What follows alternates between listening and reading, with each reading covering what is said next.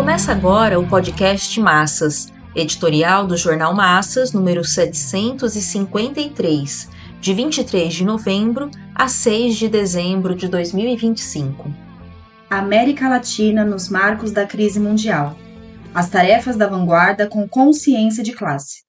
Persiste e aumenta a instabilidade mundial marcada pelos quase 4 anos de guerra na Ucrânia, pelos 2 anos de genocídio dos palestinos na faixa de Gaza e de violentos conflitos na África, cujo ponto alto tem sido a guerra civil no Sudão. No continente europeu, a notícia mais sintomática da instabilidade política é a do objetivo de se criar uma, entre aspas, área e mobilidade militar a nível da União Europeia até 2027, fecha aspas, cujo centro de atenção é o da confrontação com a Rússia.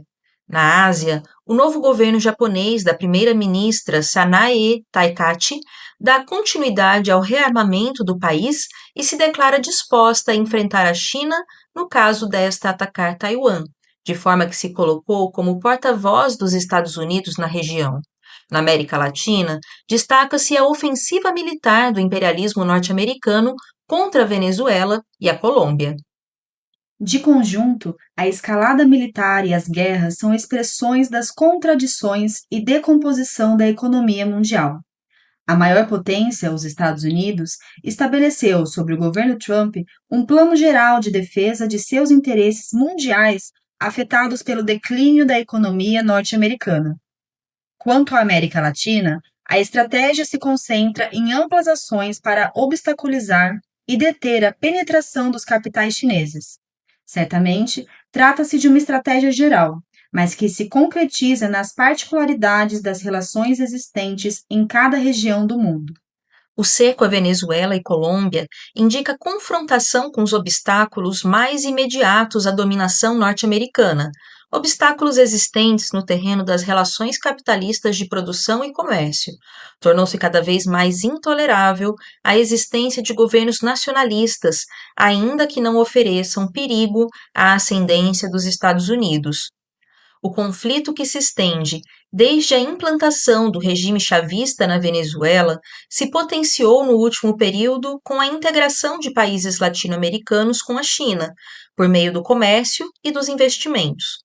As nações cujas economias nacionais se encontram mais profundamente entrelaçadas com a economia mundial são as que padecem com a guerra comercial dos Estados Unidos com a China. Está aí porque vem se projetando os atritos da potência norte-americana com o México e o Brasil. A Argentina não está isenta desse embate, que não aparece tão abertamente devido ao alinhamento do governo Milei com os ditames de Trump. É visível o motivo pelo qual a maior parte dos países europeus e grande número de países latino-americanos esvaziaram a recente Quarta Cúpula CELAC, Comunidade de Estados Latino-Americanos e Caribenhos, União Europeia. Nenhuma medida concreta poderia ser tomada contra o cerco militar pelos Estados Unidos à Venezuela e Colômbia, e aos bombardeios e embarcações no Mar do Caribe e Pacífico, em nome da, entre aspas, guerra ao narcoterrorismo. As condenações verbais não passaram de demagogia para acobertar o servilismo histórico dos governantes e das burguesias nacionais dos Estados Unidos. Não foram capazes sequer de reagir à reativação de bases militares norte-americanas em Porto Rico e no Equador. Os representantes do imperialismo europeu conseguiram obter uma posição pró-imperialista e pró-OTAN à guerra na Ucrânia, contando apenas com a rejeição da Venezuela e Nicarágua.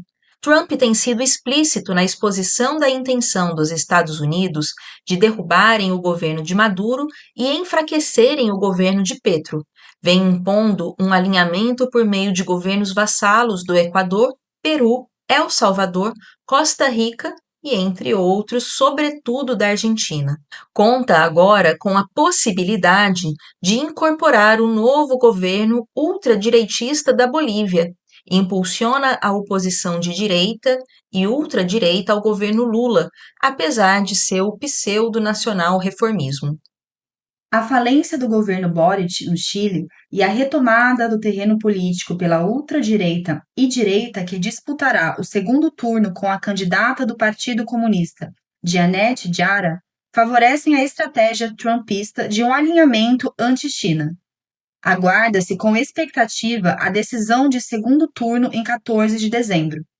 Nenhuma das variantes é capaz de conter as tendências desintegradoras da crise econômica e da instabilidade política, marcada pelas divisões interburguesas e pela pressão dos explorados que tendem a retomar o campo das mobilizações coletivas. A surpresa maior foi a fragorosa derrota do governo do Equador, Daniel Noboa, no referendo que tinha por meta autorizar a substituição da Constituição por meio de uma constituinte e reinstalar bases militares norte-americanas, proibidas desde 2008.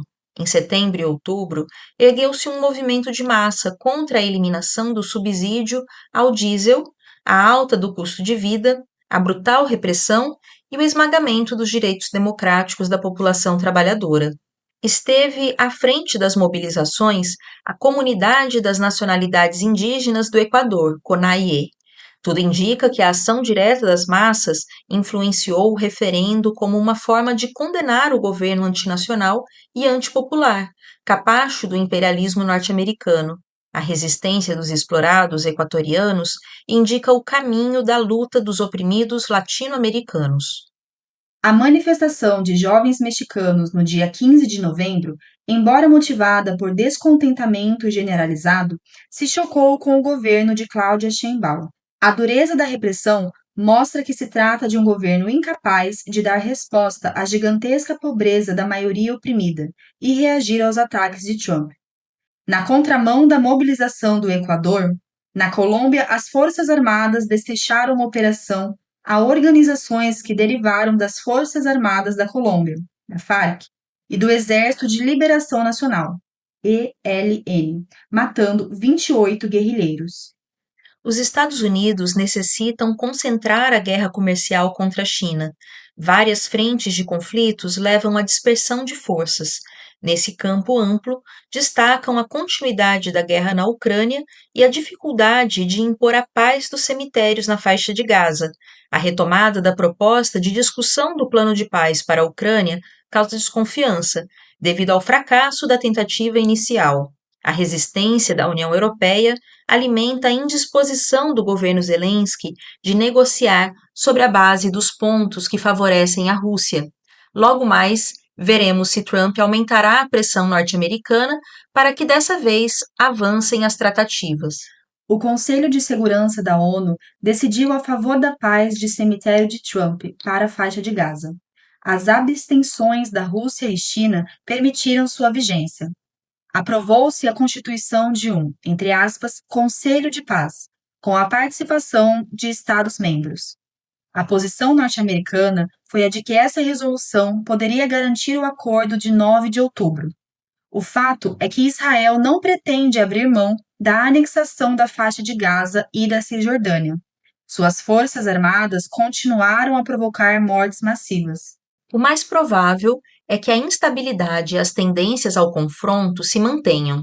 A América Latina continuará fazendo parte e refletindo o processo de desintegração do capitalismo. A visão ampla sobre as tendências das guerras comercial e bélica permite à vanguarda com consciência de classe se orientar politicamente e agir em favor da luta de classes encarnada pelo proletariado e pela maioria oprimida. O descontentamento, o instinto de revolta e as mobilizações que ocorrem em toda a parte se dirigem à revolução social. Não é ainda perceptível a relação entre a polarização dos explorados, contraposta à classe capitalista, bem como das nações oprimidas, às potências imperialistas e a revolução social. A luta pelo poder e pela transformação da propriedade privada dos meios de produção em propriedade social depende da classe operária ser dirigida por seu partido revolucionário. Sem que se independize da política burguesa, as massas permanecem na luta pelas necessidades imediatas. Nas condições de agravamento da crise mundial, como aqui vem se desenvolvendo, sobressaem as necessidades básicas de defesa dos empregos, salários e direitos trabalhistas e políticos. Sobressai também a rejeição à opressão nacional sofrida pelos países de economia atrasada e saqueados pelo capital imperialista. No plano geral da desintegração do capitalismo, emerge o programa da Revolução Social. Cabe à vanguarda com consciência de classe dirigir as lutas e conduzi-las a partir das reivindicações mais sentidas das massas, a estratégia das transformações socialistas. A parte do programa de reivindicação de defesa da vida dos explorados se dirige diretamente à classe capitalista e ao Estado burguês de cada país. A parte do programa da defesa da soberania e independência das nações oprimidas se dirige diretamente aos estados imperialistas. A tarefa da vanguarda com consciência de classe é evidenciar na luta de classes a unidade indissolúvel entre a parte do programa vital das massas com o programa anti-imperialista e a unidade indissolúvel com o programa da Revolução Social. Assim, os explorados enfrentarão a ditadura de classe da burguesia com a estratégia da ditadura do proletariado. A tática da Frente Única Anti-Imperialista corresponde à luta contra a opressão nacional e a tática de Frente Única Operária corresponde à unidade dos explorados contra a classe capitalista. A vanguarda com consciência de classe está obrigada a trabalhar sempre e em todas as circunstâncias pela unidade dos explorados contra a burguesia, seu Estado e o imperialismo. Não há dúvida de que o proletariado se encontra, em grande medida, desorganizado e imobilizado pelas direções sindicais burocráticas e pela política burguesa. Essa situação mostra a importância decisiva de reconhecer a crise de direção e trabalhar por sua superação, construindo os partidos revolucionários e reconstruindo o Partido Mundial da Revolução Socialista.